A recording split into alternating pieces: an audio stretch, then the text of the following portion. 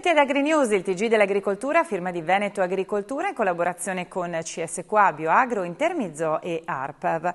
Prosegue l'avanzamento del programma di sviluppo rurale del Veneto, arrivato al suo ultimo anno di attuazione. I risultati aggiornati disponibili nel sito del PSR Veneto confermano il trend positivo del sostegno allo sviluppo rurale. Al 30 giugno 2022, ultimo dato disponibile, le risorse complessivamente erogate ai beneficiari sono salite a 1.034 milioni di euro, ovvero il 66% della spesa programmata per il periodo 2014-2022.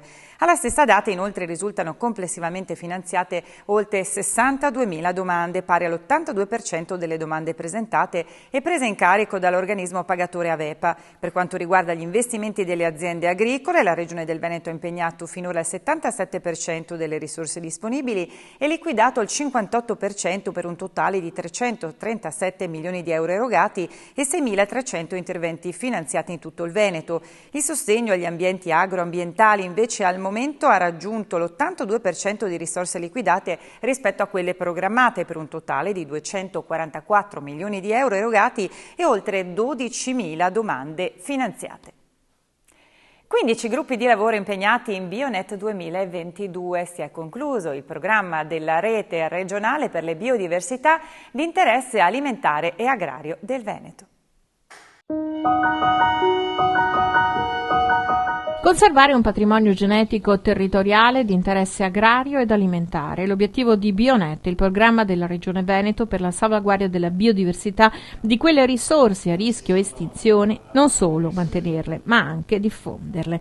15 gruppi di lavoro coinvolti, oltre 70 esperti, con la gestione diretta di 8 centri di conservazione per gli animali e 17 campi catalogo per i vegetali. Un programma coordinato da Veneto Agricoltura, esteso anche agli allievi degli istituti agrari, futuri custodi della biodiversità, intesa pure come occasione di impresa e sviluppo economico. Questo progetto ti dice: poni attenzione a cosa stai mangiando, c'è una parte di quello che arriva sulla tua tavola che, se vuoi, proviene da razze, da varietà che fanno parte anche della tua storia, quindi alla fine è un qualcosa che riguarda anche molto l'educazione alimentare. Praticamente noi finanziamo anche la biodiversità a livello di comunità del cibo, di allevatori, coltivatori, custodi, quindi sono tutte delle fasi anche economiche per le quali noi tuteliamo la biodiversità e però diamo anche un risvolto economico anche e sociale, poi perché poi si innescano tutti dei meccanismi,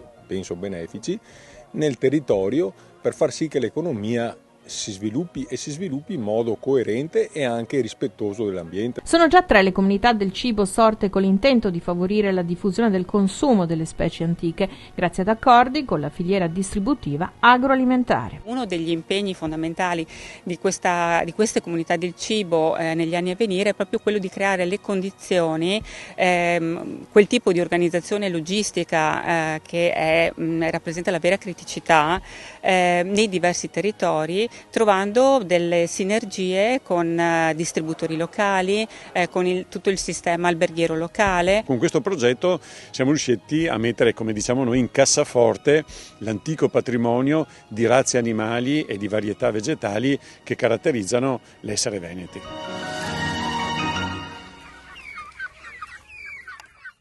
Ed ora un paio di appuntamenti da non perdere. Sabato 29 ottobre a Marcesine, in comune di Enego, e sull'altopiano dei 7 comuni, in programma una giornata dimostrativa con allestimento di un cantiere di rimboschimento finanziato da Legambiente, Coldiretti e Fit Group. Il Festival delle DOP edizione 2022, evento di Regione del Veneto e di Veneto Agricoltura, si terrà domenica 30 ottobre dalle 10 alle 18 presso la splendida Villa Contarini di Piazzola sul Brenta, nel Padovano. In vetrina le eccellenze dell'agroalimentare regionale riconosciute da marchi di qualità dell'Unione Europea, DOP, denominazione di origine controllata, IGP, indicazioni geografiche protette, STG, specialità tradizionali garantite, e nazionale qualità verificata QV.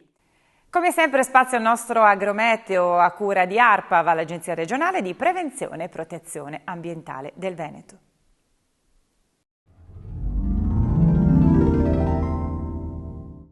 In ottobre le temperature sono tornate sopra quelle medie del periodo in un anno che, ad eccezione di marzo ed aprile, ha registrato quasi sempre temperature sopra la norma. In particolare da maggio l'unico periodo con temperature più basse della media è stata la seconda metà di settembre.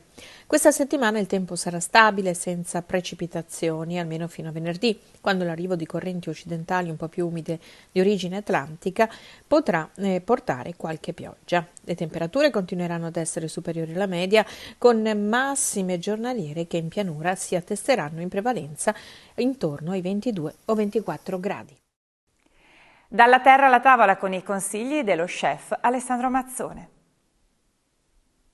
Oggi andiamo a presentare una ricetta delle nonne con un prodotto di scarto che però una volta le nostre nonne utilizzavano in maniera molto parsimoniosa. Parliamo dei fiori di zucchina ripieni. Andrà pastellato, riempito con della ricotta e delle acciughe, un po' di basilico, acqua, farina e birra, per poi portarlo direttamente in olio bollente. Nel frattempo avremo preparato questa chutney cucinando i peperoni e le fragole insieme, unendo un pizzico di aceto, dello zucchero e un pizzico di cipolla, frulliamo il tutto e andiamo ad impiattare.